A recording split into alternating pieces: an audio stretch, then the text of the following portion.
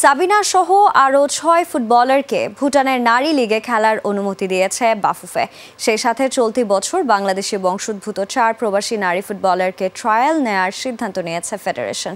পাশাপাশি ঈদের পর শুরু হবে জাতীয় নারী ফুটবল দলের ক্যাম্প, যেখানে কোচ বিদ্রোহে জড়িত ১৮ ফুটবলারকে ডাকা হবে বলে জানিয়েছেন বাফুফের সহসভাপতি ফাহাদ করিম। ৬৫% পর্যন্ত বিদ্যুৎ সাশ্রয়ী হাইসেন্স এসি। হাইসেন্স নারী ফুটবলের শ্রেষ্ঠত্বের মুকুটটা বাংলাদেশের নারীদের মাথায়। টানা ২ বার সাফ জয়ে দেশের গণ্ডি পেরিয়ে বিদেশেও ছড়িয়েছে বাঘিনীদের নাম। কদর বাড়তে শুরু করেছে বিদেশি লিগগুলোতেও। তাই তো প্রথমবারের মতো ভুটানের নারী ফুটবল লিগে ডাক পেয়েছেন বাংলাদেশের ৭ ফুটবলার। ১৫ এপ্রিল থেকে শুরু হওয়া ভুটানের এই লিগে আগেই ট্রান্সপোর্ট ইউনাইটেডে নাম লিখিয়েছিলেন মাসুরা পারভিন ও রূপনা চাকমা।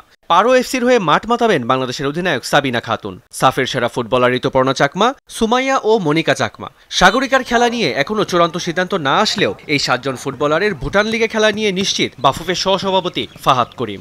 ৭ জন প্লেয়ার ভুটানে খেলতে যাওয়ার সুযোগ পেয়েছে। ফুটবল ফেডারেশন থেকে সর্বাত্মক সহায়তা করা হয়েছে, তাদেরকে একদম অ্যাবসলিউটলি সর্বাত্মক সহায়তা করে তাদের জন্য যেন সেই যাত্রাটা ভালো হয় সে ব্যাপারে আমরা আমাদের তরফ থেকে সম্পূর্ণ প্রফেশনাল জিনিসটা হ্যান্ডেল করেছি। সুতরাং এখানে আসলে কার কী ইস্যু আছে এটা আমার জানা নয়, ফেডারেশনের কোনো ইস্যু নেই, এটা আপনি নিঃসন্দেহে বলতে পারি। যারা ছাড়পত্র লাগছে তাদেরকে ছাড়পত্র দিচ্ছি, যাদের ছাড়পত্র প্রয়োজন নেই তাদেরকে ভুটান এফের সাথে যে ডিসকাশন যে ফ্যাসিলিটেশন সেটা আমরা করছি। তখন যদি আমরা প্রয়োজন মনে করি এদের মধ্যে কাউকে আমাদের প্রয়োজন আছে কিংবা প্রয়োজন নাই সেটা যেন আমরা করতে পারি।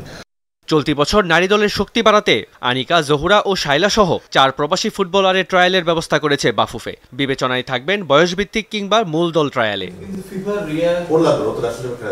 চলতি বছর ব্যস্ত শিডিউল রয়েছে নারী ফুটবলে। মায়ানমার, মালয়েশিয়া, জর্ডানের সাথে ম্যাচ খেলার পরিকল্পনা রয়েছে বাফুফের। তবে সবকিছু ঠিকঠাক থাকলে অংশ নিবে নেপালের ত্রিদেশীয় টুর্নামেন্টেও।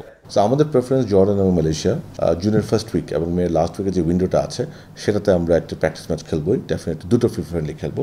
এবং যেহেতু মায়ানমারে হচ্ছে মোস্ট লাইকলি আমরা ফ্লাইটটা ব্যাংককের মাধ্যমে নিব, ভায়া ব্যাংকক। সো আমাদের ওখানেও ইচ্ছা আছে যাওয়ার সময় ব্যাংককের যদি কোনো শক্তিশালী ক্লাব আসে আমরা আরেকটা খেলা খেলতে পারি কিংবা দুটো খেলা খেলতে পারি।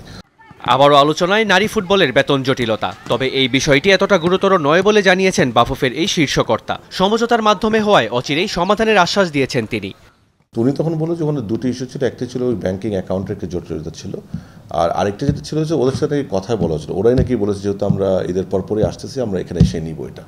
So it was actually mutual discussion. তাদের অ্যাকাউন্টের যে জটিলতা আছে সেটাও আমি ওনাকে বলেছি যে আপনি ঈদের এই যে সপ্তাহটা আছে ৫ তারিখ খুলবে বোধহয়, ওই উইকে I want this to be settled, এবং আমি বিশ্বাস করি সেটেল হয়ে যাবে ইনশাআল্লাহ। মেহেদি রিয়ান, যমুনা স্পোর্টস, ঢাকা।